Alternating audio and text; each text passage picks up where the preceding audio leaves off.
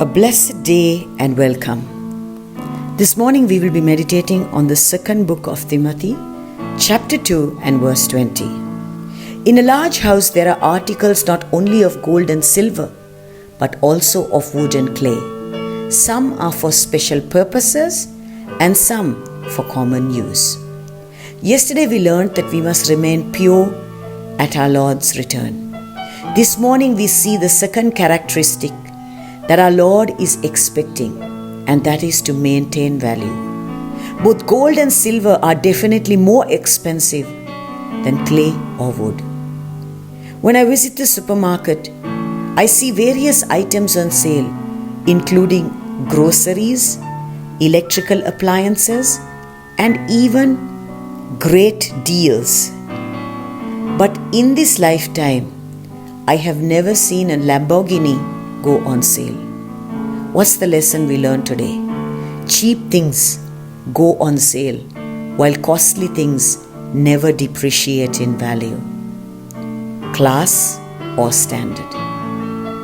According to 1 Corinthians chapter 6 and verse 20, we were bought with a price. Jesus gave up his life for us, and therefore we must bring glory and honor to him with our bodies. We are described as vessels of honor, firstly because of the price paid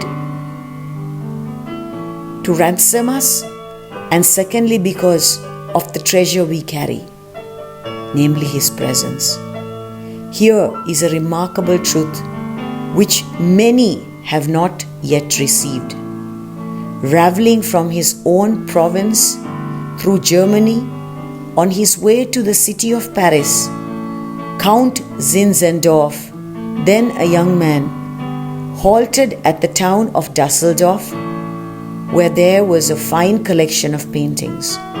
He entered the art gallery to spend an hour or two admiring the work of some of the great masters. Coming to a picture of Christ suffering on the cross, he stood transfixed before the scene and read the words that the artist Steinberg had added to his painting. All this I did for thee. What hast thou done for me? This was the turning point of his life. Abandoning his journey to Paris, he returned to his home and consecrated himself to the claims of the Lord Jesus Christ, devoting himself and his wealth to the Master's service. He became the leader of the Moravian Brethren.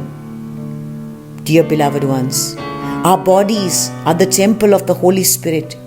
Because our bodies belong to God, we are not to share our bodies in fornication or adultery, be it spiritual or physical. Let our devotion be sincere till he returns, to him alone. Let us pray. Heavenly Father, you paid a price to set me free. Help me to honor you with my life and everything that I have. In Jesus' name I pray. Amen. Shalom. Maranatha.